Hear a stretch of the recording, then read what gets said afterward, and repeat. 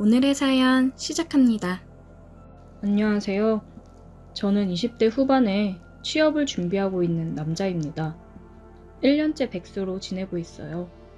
저희 부모님은 식당 운영을 하고 계시는데 가끔 나가서 일 도와드리고 용돈을 받고는 합니다. 그리고 부모님 댁 옆에 누나네 부부가 살고 있어요. 5살 된 조카가 하나 있는데 아무래도 둘 다 맞벌이고 부모님도 일하시느라 바쁘다 보니 놀고 먹고 있는 백수인 저에게 누나가 부탁을 하더라고요. 조카 픽업 도와주면 용돈 줄 테니까 좀 해달라고요. 저는 딱히 할 것도 없었고 돈을 준다고 하니까 흔쾌히 알겠다고 했습니다. 크게 할 건 없고 조카 등하원 도와주고 누나네 부부 끝날 때까지만 잠깐 봐주면 된다고 하더라고요. 남자 조카라 놀아주는 것도 크게 힘들 게 없었어요. 그냥 공룡놀이, 영웅놀이 같은 걸 해주면서 몸으로 놀아주다 보니까 할만했습니다. 처음 조카 등원을 해주러 유치원 버스 차량 올 시간에 나가 버스를 기다리고 있었어요. 근데 애들 등원시키는 아줌마들이 많더라고요. 그 중에 혼자 남자다 보니까 괜히 민망하고 창피한 기분이 들었습니다. 다들 저를 힐끔힐끔 보는 것 같은 느낌이었어요. 순간 아씨 괜히 한다고 했나? 생각이 들었습니다. 유치원 버스가 와서 조카한테 인사를 하고 보냈고 공부를 좀 하다 보니 금방 조카가 끝날 때가 됐더라고요. 버스가 올 시간이라 조카를 데리러 나갔습니다. 나가보니 아침에 그 아줌마들도 애들 데리러 나왔더라고요. 근데 아침에 봤던 후질근한 모습들은 사라지고 말끔하고 어떤 사람은 화장도 했더라고요. 설마 남자인 제가 있어서 꾸몄나 싶었습니다. 저도 후질근하게 나오는 게 창피했는데 이 아줌마들도 그럴 수 있겠다 싶더라고요. 조카가 삼촌 부르며 버스에서 내렸어요. 저는 그런 조카를 안아들고 집으로 들어갔습니다. 누나가 준비해놓고 간 간식을 조카 손발을 씻기고서 앉혀 먹였습니다. 맛있게 잘 먹는 걸 보니 기분이 좋아지더라고요. 오늘은 유치원에서 무슨 일이 있었는지 조잘대며 떠드는데 귀여웠습니다. 이래서 다들 애 낳고 아이 키우는 맛에 사나 싶더라고요. 그렇게 한참을 떠들던 조카는 놀아달라며 본격적으로 떼를 쓰기 시작하더라고요. 저는 조카랑 영웅놀이를 하며 악당이 되어 몇 번을 총에 맞고 쓰러지기를 반복했는지 모르겠습니다. 한참을 놀아준 것 같은데 시간이 왜 이리 안 가는지 벌써부터 힘들어지더라고요. 육아라는 걸 너무 만만하게 본 것 같습니다. 조카랑 더 놀다 보니 누나가 먼저 퇴근하고 들어왔어요. 엄마다! 조카는 퇴근하고 오는 엄마가 반가워 신나서 달려가더라고요. 그런 걸 보면 또 참 안쓰러웠습니다. 한참 엄마랑 붙어서 사랑받을 나이인데 아무래도 현실은 맞벌이에 바쁜 삶을 살다 보니 종일 유치원이며 다른 사람 손에 맡겨졌다가 저녁 돼서야 엄마 만나 좋아하는 걸 보니까 내가 좀 더 잘 놀아줘야겠구나 생각이 들더라고요. 누나 왔어? 나 이제 집에 간다. 육아 이거 보통이 아니네. 고생했다. 쉽지 않지? 애 키우는 게 세상에서 제일 어려워. 저녁 먹고 갈래? 아니, 그냥 빨리 집에 갈래. 내일 또 올게. 조심히 가. 조카가 짠하고 안쓰럽긴 했지만 어쨌든 엄마가 왔으니 저는 빨리 집에 가서 쉬고 싶었습니다. 기가 아주 쏙쏙 빨리더라고요. 저는 그날 그대로 집에 와서 뻗어 잠이 들었습니다. 다음날 알람 소리에 일어나 보니 벌써 날이 밝아 있더라고요. 저는 후다닥 씻고 누나네 집으로 가서 조카랑 있다가 버스 시간에 맞춰 나갔습니다. 두 번째라고 아줌마들이 말도 걸어주고 그러더라고요. 민호 삼촌이신가 보다. 어우 잘생기셨네. 역시 아줌마들은 거리낌이 없이 말을 하더라고요. 왠지 더 부담스러워지는 느낌이었습니다. 제발 누가 말 좀 그만 걸어주게 했으면 좋겠다 싶던 찰나 버스가 왔어요. 민호야, 버스 왔다. 얼른 타자. 저는 얼른 말을 돌려 조카를 데리고 버스를 타기 위해 서 있었습니다. 버스에서 차량 선생님이 내려 인사를 하더라고요. 근데 어제 봤던 선생님이랑은 다른 선생님이었어요. 귀여우면서도 섹시한 외모에 저는 넋이 나갔습니다. 안녕하세요. 민호 삼촌분이시구나. 민호가 삼촌 자랑을 엄청 하더라고요. 안녕하세요. 제가 잠시 본가에 와 있는 동안 조카를 봐주고 있는데 녀석이 참 좋아하네요. 그렇게 그녀와 짧은 얘기를 나누고 그녀는 버스를 타고 떠났습니다. 나중에 알고 보니 그 여자가 조카의 담임 선생님이었더라고요. 어쩜 그렇게 귀여운데 섹시한 느낌이 날 수 있는지 너무 제 스타일이라 계속 그녀가 생각이 났습니다. 조카 하원길에 그녀를 또 보고 싶은 마음이 가득이었는데 계속 바뀌는 건지 다른 선생님이더라고요. 아쉬웠습니다. 그러다 누나가 어느 날에 조카 영유아 검진 있으니까 오늘은 가서 일찍 하원시키고 영유아 검진 다녀오라고 하더라고요. 차키를 주며 차 타고 다녀오라고 했습니다. 저는 조카 유치원으로 직접 조카를 데리러 갔고 조카 담임인 그녀가 조카를 데리고 나오더라고요. 신경 써서 옷을 입고 온 보람이 있었습니다. 그녀와 많은 대화를 나누지 못해서 아쉬웠지만 그래도 얼굴을 볼 수 있어 좋더라고요. 조카 영유아 검진이 끝나고 조카를 데리고 부모님 식당으로 가서 누나를 기다리고 있었어요. 저는 오랜만에 친구들이 와서 술을 먹자고 해서 부모님한테 조카를 맡기고 나갔습니다. 아직 저처럼 취업 준비 중인 친구도 있고 이번에 취업을 해서 취업턱을 쏘겠다고 한 친구도 있고 그래요. 저도 얼른 이 친구처럼 정신 차리고 취업 준비를 열심히 해야 될 텐데 아직까지는 노는 게 더 좋네요.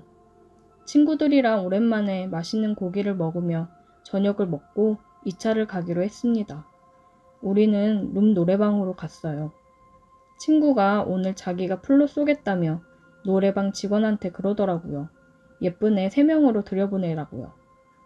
저는 이 자식 취업했다고 너무 무리하는 거 아닌가 싶었지만 본인이 쏘겠다는데 제가 어쩔 수 있나요?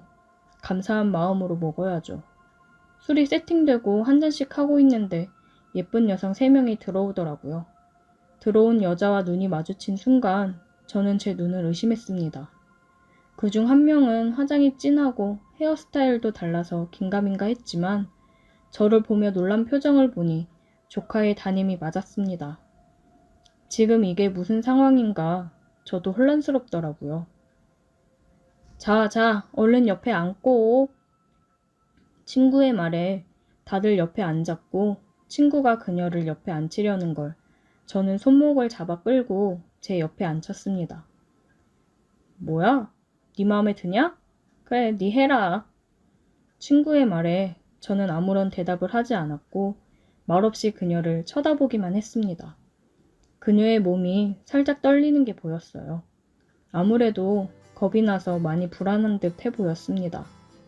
다들 짝을 이루고 분위기가 올랐고 술을 따라주며 술을 마시기 시작했어요.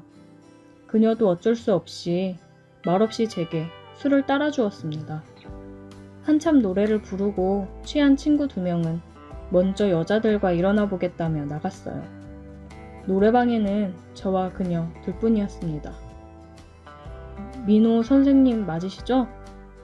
그녀는 아무런 대답을 하지 않고 말없이 눈물을 흘렸습니다. 왜 여기 있는지 물어봐도 됩니까? 제발 원에다가는 얘기하지 말아주세요. 저 오늘 처음 나왔어요. 정말이에요. 오늘 처음 나온 거라며 우는 그녀가 안쓰럽더라고요.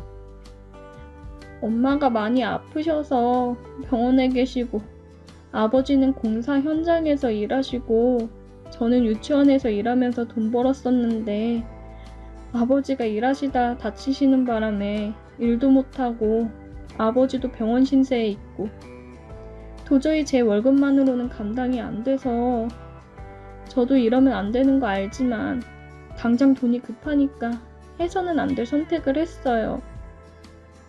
그녀는 울면서 얘기를 했습니다. 얘기를 듣는데 너무 안쓰러웠어요. 그래도 이거는 정말 후회할 선택이에요. 그리고 아이들을 가르치는 사람이 이건 아니지 않나요? 죄송해요. 민호 삼촌 보니까 정신이 확 들더라고요. 한 번만 봐주세요. 근데 저 돈 벌어야 돼요. 제가 돈 안 벌면 저희 부모님 두 분 다 너무 힘들어지세요. 너무 안타까워 말이 안 나오더라고요. 따라 나와요. 저는 그녀의 손을 잡고 노래방을 나왔습니다. 짧은 옷을 입은 그녀의 허리에 제 남방을 둘러주었고 사람이 없는 공원으로 갔어요. 제가 이런 말 하는 거 주제 넘을 순 있지만 다른 일을 하는 건 어때요? 충분히 다른 일 해서 잘 될 수도 있잖아요. 유치원 끝나고 다른 일 할 게 뭐가 있을까요? 저는 당장이 급한데. 요즘 배달일 여자분들도 많이 한대요. 저 아는 동생이 배달업 하고 있는데 제가 물어봐 줄게요. 그것도 본인이 하는 만큼 수익 가져가는 거라 잘하면 괜찮을 거예요.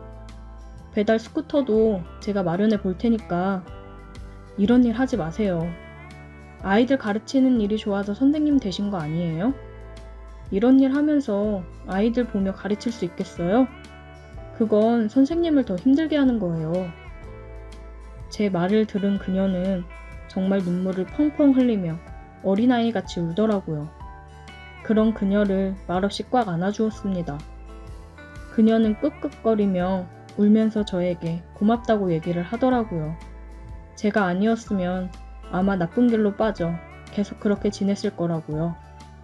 애들 보면서도 왠지 모를 죄스러운 마음에 제대로 지내지 못했을 것 같다고 하더라고요. 저는 그녀의 눈물을 닦아주었고 그녀와 저는 눈을 마주치고 그대로 서로의 입도 마주쳤습니다.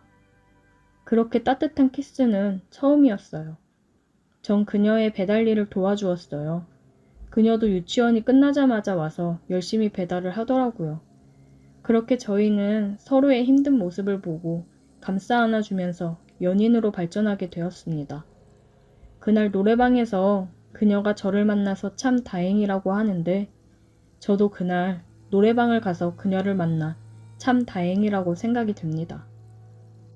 오늘의 사연 여기까지입니다. 오늘도 들어주셔서 감사해요. 구독, 좋아요, 알림 설정 부탁드려요. 안녕하세요. 저는 올해 38살이 된 여자입니다. 살다가 입에 담기에도 망측한 오해를 받아서 최근 이것 때문에 온 집안이 난리 났습니다. 저와 아주버님에 대한 이야기입니다. 저희 집안이 좀 복잡합니다. 아주버님은 지금 혼자 지내고요. 심지어 아이도 있고 아내도 버젓이 잘 있어요. 아주버님은 올해 48살입니다. 저희 남편은 45살이고요. 두 형제 사이가 참 좋습니다. 동네에서도 유명하고요. 그래서 사는 곳도 가까이에 살아요. 저희는 부산에서 지내고 있고요. 저와 남편은 가게를 운영 중이고 아주버님은 목수예요. 그래서 이것저것 일감 받아다가 바쁘게 지내고 있어요. 저희 형님은 44살이고 중학생 아들이 하나 있습니다. 원래는 부산에서 함께 지내다가 몇 년 전 아이 교육 문제로 사실 그것도 핑계인 것 같은데 갑자기 서울로 올라가 지내고 있습니다. 저희 아주버님은 기러기 아빠는 아니지만 대충 갈매기 아빠 정도는 되는 것 같아요. 처음에는 주말 부부로 지내는 것 같았는데 점점 형님 얼굴 보기도 힘들어지더니 최근에는 거의 내려오지 않는 것 같더라고요. 그도 그럴 것이 서울에서 부산까지 교통비만 해도 부담이 되고 시간도 엄청 걸리니 한편으로는 이해가 됩니다. 근데 아주버님은 계속 힘들게 지내시는 것 같았어요. 아주버님은 목수라서 들어오는 일이 일정하지 않아서 수입이 불규칙적입니다. 근데 아이에게 들어가는 교육비랑 생활비는 꾸준히 들어갔고요. 그러다 보니 점점 본인 생활 일부를 포기하면서 서울로 돈을 붙이는 것 같더라고요. 그 모습을 본 제 남편은 엄청 가슴 아파하는 것 같았고요. 그래서 그 모든 슬픔과 안타까움들이 그렇게 돌고 돌아서 마지막 정착지가 바로 접니다. 그 고생을 제가 다 받아서 하고 있습니다. 처음에 형님을 많이 원망했어요. 사실 형님의 역할을 제가 대신하는 것 같았으니까요. 근데 한편으로는 이해가 가긴 했어요. 형님과 저는 6살 차이가 납니다. 게다가 형님은 27살의 나이에 일찍 결혼해서 시댁 근처에서 지냈다고 해요. 그때 앙금이 많이 쌓였다고 합니다. 게다가 시아버님이 지병에 있으셔서 그 병간호를 형님이 종종 했다고 해요. 그 당시 저는 시집 오기 전이라 얼마나 힘들었는지는 사실 잘 모릅니다. 주로 제 남편이 이야기해줬는데 그때 형님이 고생을 엄청나게 해서 시아버님이 돌아가시자마자 서울로 올라가겠다고 하면 가버렸다더군요. 근데 아주버님은 끝까지 붙잡지 않았다고 해요. 아마 둘 사이에 다른 일들이 더 있었던 것 같습니다. 그렇지 않고서 저렇게 순순히 보내주겠나요? 게다가 아주버님이 서울에 있는 아들과 아내를 위해 일하는 모습을 보면 정말 안타깝기까지 하거든요. 저마다 가슴에 품은 사정 있잖아요. 저도 그렇고요. 그래서 저희 형님의 부재가 원망이 되면서도 한편으로는 안쓰럽고 그랬습니다. 저는 33살에 시집 와서 이제 결혼한 지 5년차 되었고요. 2살 된 딸아이가 하나 있습니다. 저희는 원래 서울에서 신혼집을 구해서 지냈었는데 2년 전에 서울에서 하던 남편 가게를 정리하고 남편 고향인 부산으로 내려가게 되면서 저도 함께 다니던 직장을 그만두고 내려왔습니다. 당시 아이 육아 문제로 직장을 다닐 상황이 못 되었고 남편이 계속 자기 형을 걱정하는 게 안쓰럽기도 했고요. 그래서 내려가자고 했어요. 부산으로 옮긴 저희 집이 시댁하고도 가까워서 처음엔 걱정도 하긴 했지만 나중에 와서 살아보니 아이도 봐주시고 정말 큰 도움을 받고 있습니다. 저는 결혼해서 지금껏 시어머님과 문제가 전혀 없었어요. 엄청 자상하신 분으로 알았는데 남편 통해서 형님 이야기를 들을 때마다 느낀 게 제가 시집 오기 전에 형님이 혼자 그 가시밭길을 다 정리해 놓은 건가 싶은 생각도 들었습니다. 그래서 죄송하면서도 감사하기도 했고요. 맏며느리가 저렇게 손주 데리고 올라가 버렸으니 시어머님도 많은 생각이 드셨겠죠. 어쩌면 그것 때문에 저에게 잘해주시는 것 같았고요. 그래서 아무리 힘들어도 아주버님을 많이 챙겨드렸습니다. 가끔씩 반찬도 해다 드렸고요. 나름 정말 성심성의껏 했다고 생각했습니다. 그런데 1년 전에 형님의 실체를 알게 되면서 제가 그동안 혼자 생각하고 감동받았던 것들이 다 쓸데없는 짓이라고 후회가 들더라고요. 흔히 말하는 시자짓을 저희 형님이 하고 있었습니다. 다른 것도 아니고 아주버님을 좀 챙기라고 하면서 저에게 이것저것 시키기 시작하더라고요. 적반하장도 아니고 이게 뭐 배은 만덕도 아니고 쉽게 말해서 미친 여자인가 싶었습니다. 처음에 아주버님 생일상을 차리라고 했거든요. 저에게 갑자기 전화해서 자기가 그동안 얼마나 많은 고통을 당했는지 아주버님은 집안의 장남이라서 어떤 일을 했는지를 구구절절하게 저에게 이야기하면 교육시키더니 몇 개월 지나자 저에게 대뜸 아주버님 생일이 다가온다는 거예요. 그러면서 좀 챙겨주라네요. 미역국을 차려주라고 한 게 아니라 그냥 곧바로 아주버님이 좋아하는 미역국 스타일을 저에게 이야기해 주더라고요. 홍합을 꼭 넣으라고 했어요. 국물을 뽀얗게 해서 들깨를 넣어주면 더 좋아한다고 저에게 주저리 이야기하는데 그때 정말 듣다가 너무 어처구니가 없어서 입 벌리고 가만히 서서 듣고 있었습니다. 그러면서 나중에 얼마나 맛있게 먹었는지 아주버님께서 연락해서 물어보겠다고 요리 솜씨를 기대한다면서 지 할 말만 딱 하고 끊어버리더라고요. 그래서 개가 짖고 갔다고 생각하고 그냥 안 하려고 했더니 다음날 아주버님이 저에게 와서 재수씨가 순대 좋아한다고 해서 사왔다고 아주 유명한 곳에서 사왔다면서 저희 가게로 순대를 사다가 들고 왔어요. 그걸 좋다고 저는 다 먹었고요. 아주버님은 저에게 정말 잘해주십니다. 그래서 형님이 이상한 소리만 하지 않았어도 알아서 미역국을 끓여줄 참이었습니다. 홍합도 넣고요. 근데 원래 뭘 하려고 하다가도 누가 시키면 왠지 하기 싫어지잖아요. 제가 그랬고요. 그 미역국 때문에 엄청 하기 싫어 하다가 결국에 끓였습니다. 근데 저도 자존심은 있어서 홍합 미역국 말고 소고기 넣고 끓였습니다. 들깨도 안 넣었고요. 제가 선택한 절충안이었죠. 그때 차라리 하지 말았어야 했어요. 그 뒤로도 계속 저에게 이것저것 시키더라고요. 마치 본인이 못하는 내조를 저에게 대신 시키려고 하는 게 무슨 제가 남편이 둘도 아니고 게다가 아내가 버젓이 잘 있는 남자 뒷바라지를 뭐하러 제가 욕까지 먹어가면서 해야 하나요?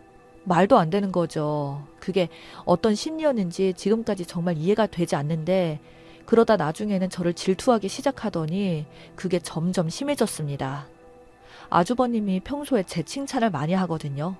저희 식사할 때 같이 먹기도 하고 가끔 반찬도 넉넉하게 만들어서 나눠드리기로 했으니까요. 근데 그런 칭찬들 때문에 저를 질투하기 시작하더니 나중에는 별 생각까지 다 하더군요. 저에게 딱 대놓고 말하진 않았지만 분명했어요. 어느 날은 저에게 전화해서 대뜸 물어보더라고요. 그것도 밤 11시가 넘은 시간이었습니다. 형님이 저보고 아주버님 참 괜찮은 남자 아니냐면서 오밤중에 난데없이 아주버님 칭찬을 계속 하길래 저는 솔직히 두 분 사이가 좋아져서 다시 합치려나 싶어서 계속 맞장구 쳐줬습니다. 합치라고요. 그러다가 뜬금없이 저에게 아주버님을 어떻게 생각하냐고 물어보더군요. 그때 누워서 통하고 있었는데 정말 벌떡 일어났습니다. 대체 무슨 생각을 하는가 싶었어요. 갑자기 등에서 식은땀까지 나더라고요. 그래서 제가 뭐라고 질문하셨냐고 다시 물어봤어요. 그런데 형님은 갑자기 화제를 돌리면서 원래 그쪽 집안이 남자들은 참 괜찮지. 시어머니만 빼고. 이러더라고요. 그러면서 계속 시어머니 흉보는데 솔직히 아무것도 들리지 않았습니다. 너무 찜찜하고 불쾌했어요. 근데 형님은 거기서 끝이 아니었어요. 저에게 문자로 어디냐고 물어보고 아주버님은 언제 마치냐고 물어보면서 은근히 저를 의심하는 것 같았습니다. 형님이 그럴수록 저는 피했고요. 답장도 늦게 하고 연락도 몇 번 안 받았는데 저에게 대놓고 왜 자기 연락을 피하냐면서 점점 더 이상한 사람으로 몰아가더라고요. 도저히 제 선에서 힘들 것 같아서 하루 날 잡고 아주버님과 제 남편에게 그동안의 일을 모두 다 이야기했습니다. 그래야 했어요. 나중에 일이 더 커지기 전에 먼저 손을 써야 했거든요. 아주버님은 엄청 당황해 하시더라고요. 저보고 계속 미안하다고 정말 미안하다고 했고요. 남편은 저에게 아닐 거라고 그렇게까지 생각하진 않을 거라고 했지만 남편 표정도 심각해 보였습니다. 근데 그날 이후로 더 심각해졌습니다. 아주버님이 형님에게 무슨 이야기를 했는지 형님이 저에게 문자를 보냈는데 정말 뜬금없이 저보고 나이 어려서 좋겠다고 하더군요. 38살이 어린 나이인지는 모르겠지만 그런 소리도 너무 불쾌했고요. 그날 이후로도 형님을 차단해버렸어요. 끊어야 할 것 같았거든요. 아주버님도 그날 이후로 만나는 일 없었고요. 반찬을 챙겨주는 일도 없었습니다.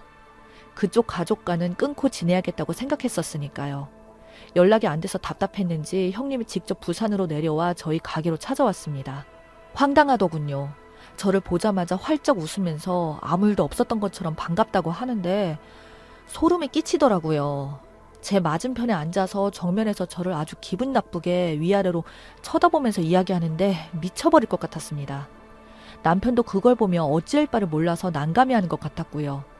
결국 아주버님이 와서 형님을 강제로 데려갔어요. 근데 다음날도 찾아와서 똑같이 했고요. 정말 이건 방법이 없었습니다. 다시 서울로 올라가야 하나 생각했거든요. 그러다가 문득 생각을 했는데 솔직히 지금 상황에서 저렇게 막무가내로 찾아오는 형님을 막을 사람이 없었어요. 근데 한 사람을 잊고 있었더라고요. 바로 저희 시어머니였습니다. 형님은 저를 처음 본 날부터 시어머니 흉을 받고 가장 최근까지도 심지어 어제도 저에게 와서 아주버님 이야기를 하다가 항상 마무리는 시어머니 흉을 받거든요. 둘 사이에 무슨 일이 있었길래 저렇게 형님이 싫어하나 싶을 정도였습니다. 그래서 곧바로 시댁으로 달려가 시어머님께 모두 다 말씀드렸어요. 시어머님은 한참 동안 말없이 듣기만 하시더니 한숨을 쉬었습니다. 그리고는 저에게 지난 일들을 이야기해 주셨어요. 저랑 똑같이 당하셨더군요. 아주버님이 엄청 효자라서 평소에도 늘 시부모님을 늘 챙겨왔다고 해요. 근데 시아버님이 돌아가시고 혼자 남은 어머니가 걱정돼서 늘 챙겼었는데 어느 날 대뜸 형님이 시댁에 찾아가 그랬답니다. 아들하고 지나치게 가까운 거 아니냐고. 가끔 보면 불쾌할 정도라고 쏘아붙였다더군요. 그날 이후로 어머님과 형님 사이가 완전히 틀어져 버렸고 시댁에 오려고 하지도 않았다네요. 근데 아주버님네와 시댁과 20분 거리거든요. 가깝기도 너무 가깝고 시어머님 문제로 아주버님과 계속 싸우다가 결국 서울로 올라가 버린 거랍니다. 그날 일은 아주버님도 아직 모르고 있었다면서 시어머님은 이번에 완전히 뿌리 뽑아야겠다고 이러다가 형제 사이까지 갈라지는 거 아니냐고 엄청 걱정하셨습니다. 그래서 직접 나서셨어요. 다음 날도 형님은 저희 가게에 찾아왔습니다. 느긋하게 들어와서 저를 부르며 커피를 내오라고 대놓고 시키더라고요. 갈수록 가관이었어요. 그때 시어머님이 나오셨습니다. 형님은 순간 당황하는 표정이었어요. 겁에 질린 표정 같았습니다. 물론 어머님 표정도 장난 아니었고요. 의부증에 걸려서 집안을 다 쪼개놓을 작정이냐면서 엄청 크게 호통을 쳤습니다. 그러자 형님도 맞서서 같이 소리를 치더라고요. 의부증이 아니라면서 이놈의 집구석 아주 더러워 죽겠다고 하더라고요. 점점 상황이 심각해져서 저는 아주버님을 불렀고 남편도 나서서 말리기 시작했습니다. 그리고 몇 분 뒤에 아주버님이 가게에 왔어요. 형님은 아주버님을 보자마자 그 자리에서 따귀를 올리더라고요. 남편 잘못 만나서 이렇게 산다면서 시어머니 보는 앞에서 그냥 쏘아붙이는데 정말 보는 사람이 다 민망할 정도였습니다. 그때 시어머님이 아주버님에게 이야기하셨습니다. 예전에 시아버님 돌아가시고 나서 어떤 이야기를 들었는지 형님이 시어머님께 무슨 소리를 했는지를 하나하나 다 이야기했어요. 저도 이어서 어머님 말씀에 맞장구 쳤습니다. 저에게 했던 불쾌한 이야기들도 다 말했어요. 그러자 아주버님 표정이 완전히 바뀌더라고요. 그게 사실이냐고, 장례식하고 그런 소리를 그것도 찾아가서 직접 했냐고 소리를 쳤어요. 형님은 대뜸 내가 뭐 틀린 말 했냐고 하며 그동안 모른 척 참아가며 함께 살아준 걸 고맙게 생각해야지 왜 화를 내냐고 당당하게 말하더군요. 결국 아주버님은 바닥에 주저앉았습니다. 어머님도 털썩 의자에 앉으셨고요. 형님은 본인이 할 말만 다 뱉어버리고는 나가버렸습니다. 아마 곧바로 서울로 올라간 것 같았습니다. 그 뒤로 아주버님은 결국 이혼했습니다. 처음엔 정신과 치료를 받아보라고 권유했는데 끝까지 싫다고 자기가 옳다고 했더군요. 그래도 이혼은 최대한 피하려고 했는데 결국 아이 때문에 갈라서기로 했다더라고요. 형님은 자기 아들에게도 심한 말을 했다고 하네요. 그걸 나중에 알게 돼서 다음날 바로 이혼 진행시켜서 갈라섰습니다. 아이도 데려왔고요.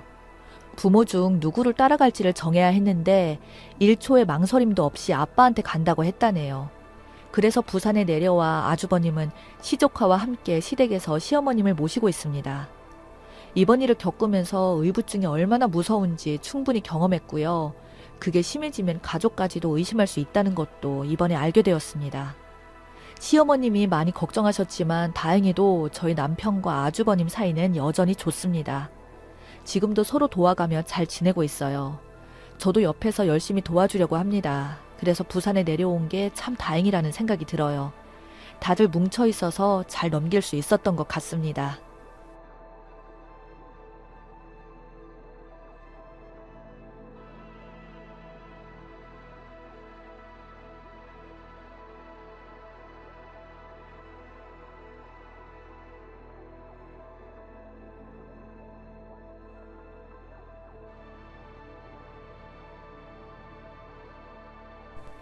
안녕하세요. 저는 30대 중반의 남성입니다. 요즘 처가랑 정말 돌이킬 수 없을 만큼 사이가 멀어졌습니다. 제 친구가 그래도 어른인데 좋게 타일러서라도 해결해야 되지 않겠냐는 헛소리를 하길래 제 삶을 한번 이렇게 조언해보고자 보내봅니다. 정말 여러분들이라면 이런 상황에서 좋게 말할 수가 있는지 저는 그나마 제가 신사적이라고 생각을 하거든요. 제 이야기를 말씀드리자면 저는 20대 때부터 재테크를 참 좋아했습니다. 여기서 재테크라는 것은 말 그대로 이 세상의 돈 흐름을 알아내서 이익을 창출하거나 관리하는 기술을 말합니다. 어렸을 적 금수저 마냥 부잣집에서 태어난 것도 아니고 직장에서도 월급을 크게 받은 건 아니었지만 그래도 제가 다니는 직장 특성이 정년까지 보장이 되고 연금도 나오는 직업이라 대출 같은 게 정말 잘 나왔습니다. 우리나라에서는 정상적으로 돈을 모아 저축해서는 평생 죽을 때까지 돈을 모아도 내 집 마련 자체가 불가능한 구조이더군요. 처음에는 재테크를 하기 위해 안 쓰고 안 먹고 해봤는데 겨우 안 먹고 안 쓰고 해봐야 모아지는 돈이 제가 만족할 만한 돈이 될 수는 없었습니다. 게다가 그나마 최소한의 수준으로 쓰던 걸 줄이게 되니 삶의 질이 너무나도 떨어지게 되더라고요. 옷이라든지 모임이 있을 때 식사비라든지 그래도 제가 이대로 살면 안 되겠다고 다른 방법이 필요할 것 같은데 고심하던 중에 직장 선배가 가르쳐줬습니다. 그때 배웠던 게 바로 부동산이었습니다. 한국은 부동산 불패의 나라라고 불리울 정도로 빚을 내서라도 잘만 사두면 몇 년만 지나도 정말 2배 이상 오르는 경우가 많다고 했고 그때부터 정말 부동산에 대해서 틈만 나면 공부를 하기 시작했습니다. 선배도 관심을 가지고 공부하면서 질문하는 제가 기특했는지 본인이 공부했던 알짜배기 내용들까지 알려줬습니다. 그 선배도 저랑 월급도 비슷한데 부동산으로 이미 2억 이상이나 벌었던 상태였죠. 저는 생각해보면 참 운이 좋았던 것 같습니다. 청약을 통해서 흔히 말하는 확률이 로또라는 게 걸렸고 그 뒤로는 그 로또 받은 아파트를 잘 팔아서 그 돈으로 피를 주고 분양권을 구매해서 이득을 몇 천만 원씩 불려 나갔으니까요. 하지만 초심자의 행운이었던 건지 그렇게 피를 주고 집을 사다가 부동산 정책과 맞물려서 집을 3채나 떠안게 되었습니다. 제가 가진 아파트를 팔 수도 없는 상황에서 잘 팔리지 않은 아파트만 2채가 추가되자 세금부터 관리비에 담보대출로 받은 어마어마한 피까지 정말 숨이 막힐 정도로 엄청난 빚과 이자가 생기더군요. 그때 제 아내를 처음 만났습니다. 아내는 같은 업종 종사자였고 저랑 근무지가 다른 곳의 사람이었습니다. 제가 근면 성실하다며 직장 동료가 소개시켜줬던 여자였죠. 사실 솔직히 그 당시에는 빚과 이자를 갚느라 허덕이던 때라 여자를 만날 때도 아니었는데 문득 지금 때가 아니라고 이런 타령만 하다가는 언제 이 빚을 다 갚고 여자를 만나 연애를 해볼지 아득해서 만나보았습니다. 아내는 참으로 단아한 느낌의 딱 현모양처 같은 스타일이었죠. 집안의 장녀로 자라나서 지금의 직업을 가지기까지 정말 공부만 열심히 하고 살아온 여자였습니다.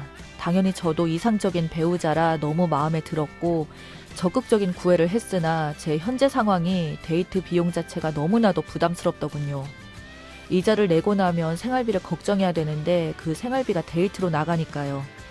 그런 저의 기색을 느꼈는지 아내가 혹시 재정적인 문제가 있냐고 물었고 그래서 솔직하게 다 말했습니다.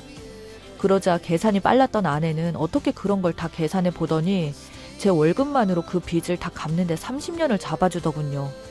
그러면서 웃으면서 만약 우리 둘이 갚으면 15년이면 집이 3채 생기는 거 아니냐는 말에 저는 정말 감동을 받았었습니다. 사실 어떤 여자가 연애 초기에 남자가 빚에 휩싸여서 데이트 비용도 없다는 말이 달가울까요? 물론 아파트를 전체적으로 정리하면 몇 억의 돈이 생기는 점은 있으나 문제는 현실적으로 지금 당장 돈이 없는 사실이었으니까요. 그래서 저는 그런 아내에게 감동을 받았고 아내는 그 이후로도 자기 일처럼 적극적으로 나서서 집 빚을 갚기 위해 전세를 내놓기 위한 노력으로 알아보거나 저랑 같이 돌아다니면서 부채를 줄이기 위한 적극적인 매매를 알아보는 등 여러모로 엄청난 도움을 줬습니다.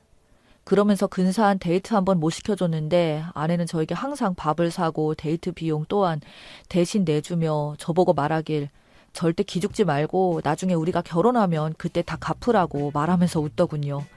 이 여자가 이런 식으로 나오는데 어떻게 이 여자랑 결혼을 안 할 수가 있겠습니까?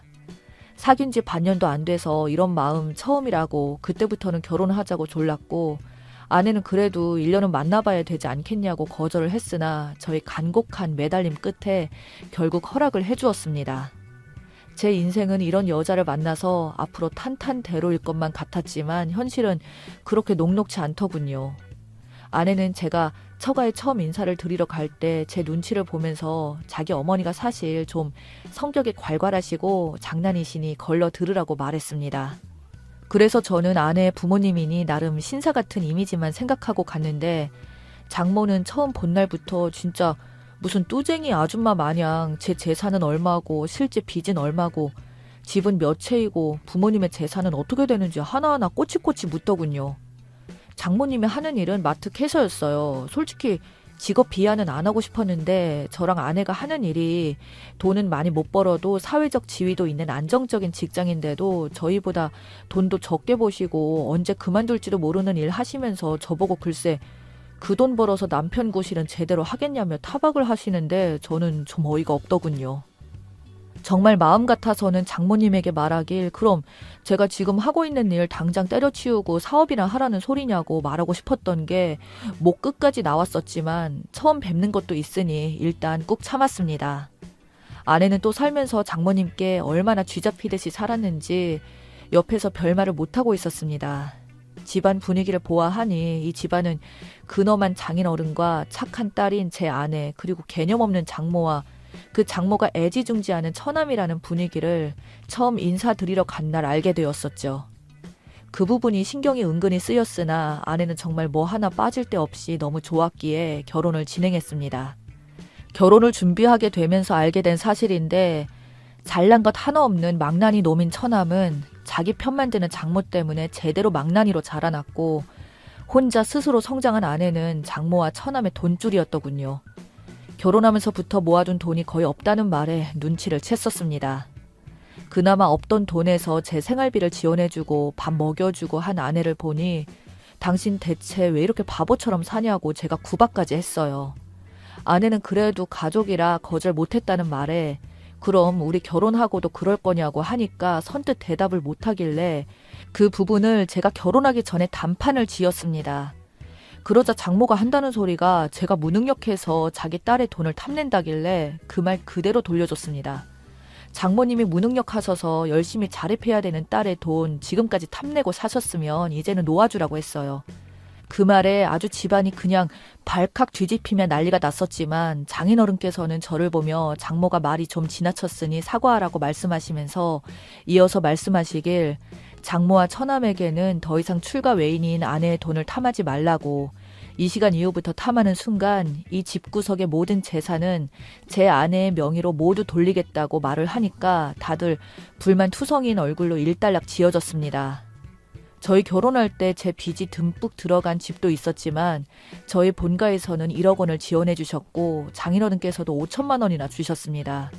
그 돈으로 저희 결혼식 다 하고 신혼집까지 차려서 잘 살았네요.